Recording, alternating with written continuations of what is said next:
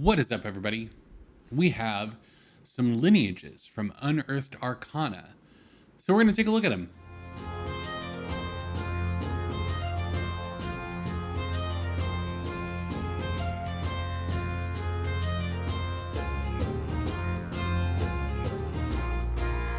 What is up, everybody? Welcome back to the Geek Pantheon.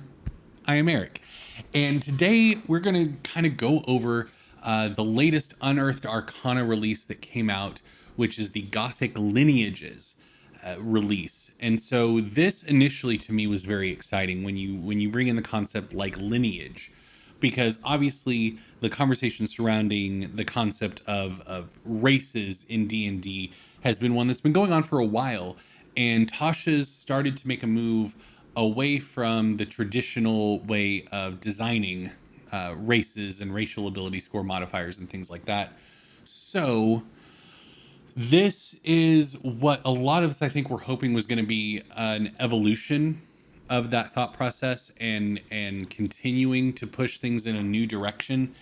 And while that is true, it is kind of intended to be a stepping stone off of what they did in Tasha's Cauldron of Everything, removing ability score modifiers and just letting the players do what you will with it, which is fine. I did say in my review of Tasha's Cauldron of Everything, link there, that did come across as a little bit underwhelming to me, because you have some really amazing supplements on the DM's Guild that do interesting things in terms of providing a different option for determining your character's race.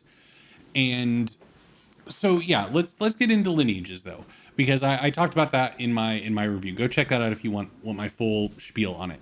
So we get three lineages: the Dhampir, the Hexblood, and the Reborn. And what I was hoping, let me go ahead and explain my expectations going into the lineages document before I actually read it, and then we'll get into what it actually turned out to be. So I was hoping this would be almost a template that you could pick your base race. Like, I'm going to be a half-elf Dhampir, and smack it on top of it, and a modify, almost like a subrace, but modular, like a universal subrace, as it were, that could be moved to any race to affect it in a meaningful way, that you could alter it. And then obviously the next step being that you change races to be more of a cultural influence, and so on and so forth. That's not what these are. These are races. Just straight up, these are character races that you can pick when you're creating your character, and they don't have ability score modifiers attached to them. You're encouraged to pick them, like they mentioned in Tasha's Cauldron or Everything, and because it's not really a race. It's not like a dragonborn or an elf or a gnome, because the idea is that you are one of those things in addition to this, but you don't get any of the mechanics of the base race. You don't get anything from saying I'm a half-elf Dhampir. You're just a Dhampir in terms of the mechanics of the subclass. Now, as I talked about with one of my fellow DMs, Philip, who's the DM for Kyber Shards here on the channel, when we were talking about this, we obviously talked about, like, if you as a DM don't want to give your players just the outright freedom to say pick whatever ability score modifiers you want, you could basically tell them pick your base race and then take those, and then everything else comes from the lineage that you pick. And yeah, that is a way that you can do it. But like I said, I was disappointed once I realized that these weren't a universal subrace, as it were, and what I was kind of hoping they would be. So anyway, let's talk about what they are. So with the Dhampir, obviously it's a half vampire kind of thing. You are both human and undead for purposes of spells that affect those types of creatures. Sorry, humanoid and undead. But you're medium or small. Basically, you get to choose. Your speed is 35 feet because you're a little bit faster. And you get dark vision up to 60 feet away. You have the spider climb racial feature, which means you have a climb speed equal to your walk speed, which is once again 35 feet. And then at third level, you can go on vertical and horizontal surfaces, just climbing around as you will. And then lastly, you have the vampiric bite ability, which allows you to make a melee weapon attack. Your fangs are basically a simple melee weapon, adding your constitution modifier to your attack and damage roll. It's unclear, and I'm sure once they actually release it, to my reading, I think it's just saying make a melee weapon attack, adding your constitution modifier instead of what you would normally add to weapon attack. It's a you add this, not your strength, not your dex or anything like that. I have seen other people read it as your constitution is in addition to your strength modifier if since it is a melee weapon attack, that you would add your strength and constitution. So that's unclear from the wording in the Unearthed Arcana document. But yeah, basically you can deal 1d4 piercing damage on a hit, and then you can either imbue yourself with the ability to do better on ability checks or restore hit points. And like many other things that we see coming out, you can do this a number of times equal to your proficiency bonus, which I do like that mechanic decision. So in terms of what the Dhampir gets, it's all fine.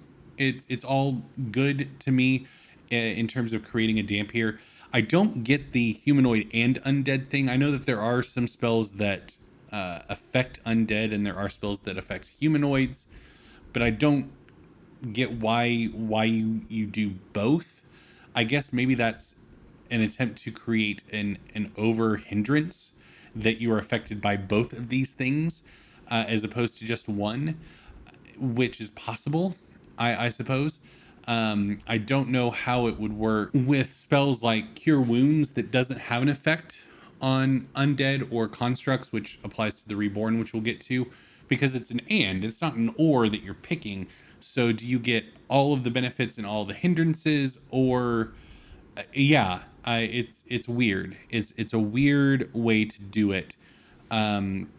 Or is the idea because you are a humanoid that Cure Wounds does work on you and you get all of the downside of being affected by every spell, but you also get every upside because you get the benefits of every spell that wouldn't normally affect you. So yeah, it's an odd one. It's an odd choice to have these dual types, these dual creature types for these, because you also have it with the Hexblood is Fey and humanoid, and the Reborn is humanoid and either undead or construct. You get to pick. And yeah, it's a weird design choice. I don't get it fully. I would be I'll be excited to see the final version of these to see what it means exactly. But yeah, so that's my thoughts on the Dhampir. I think it's cool. I think from a flavor standpoint, it's really neat. I don't get that one aspect of it, and yeah, the spider climb thing is good. Waiting until third level to get the full ability of it, I guess is fine. Like, it's not a huge thing. It's just anything that activates at third level, like you're playing what, like 3-4 times before you hit third level. So it's just one of those things where it's like, just give it to me at first level if it's a racial ability, unless you're going to have it activate at fifth level or sixth level. That's like way down the road. Just give it to me.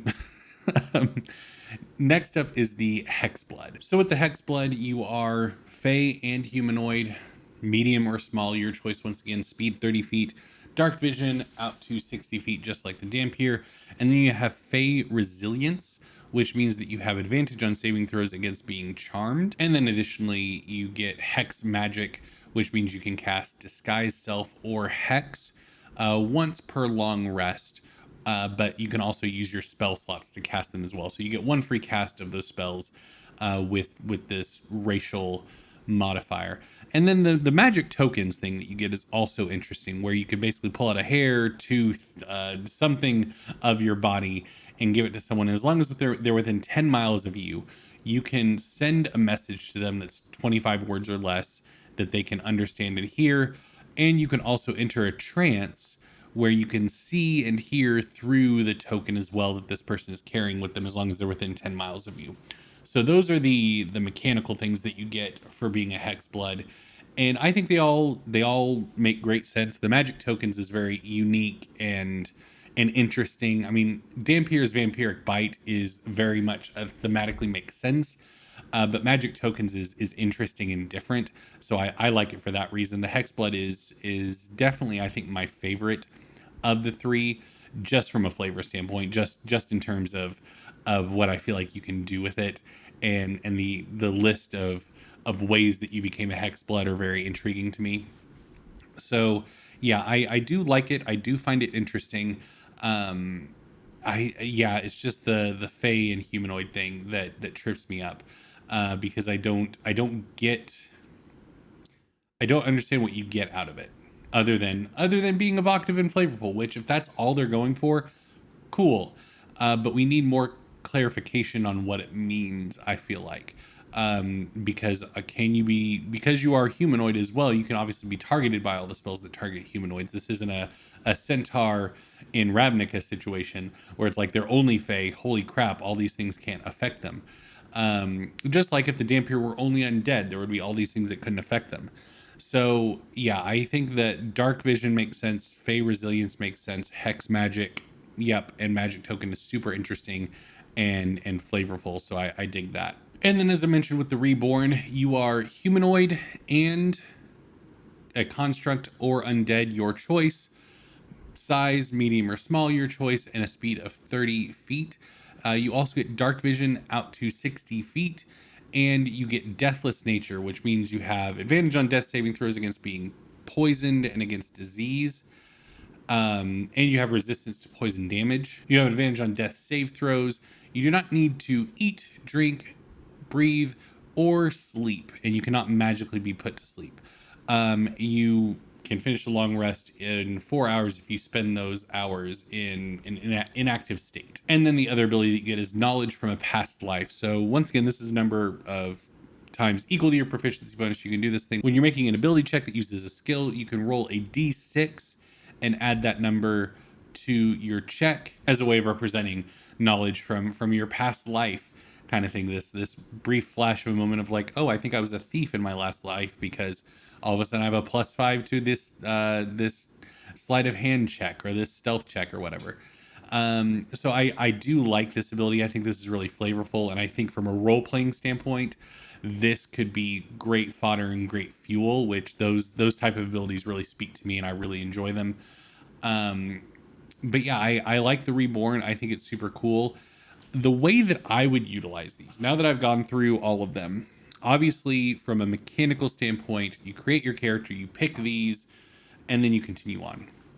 I would allow my players to gain these, to earn these. If you go up in a fight against a vampire and they bite you, I would allow a player to become a Dhampir, and basically we retain your ability score modifiers that you had before.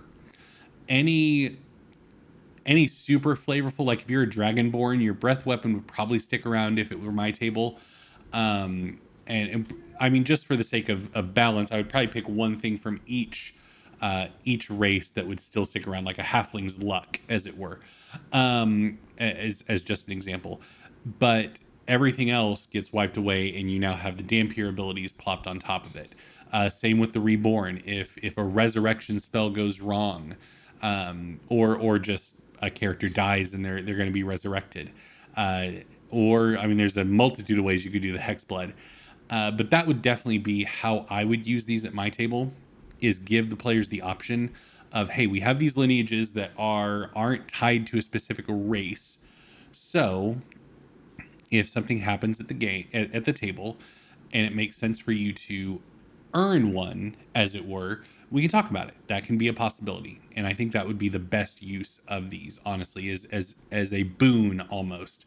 I know these don't feel like a boon, but you get what I'm saying. That form of treasure of players are going to want to play a Dhampir as soon as the thing's released.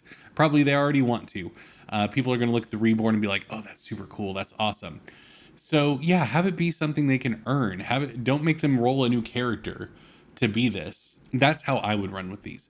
I hope once they get published in a book that they do take on a much more modular form. I don't like them being their own self-contained race.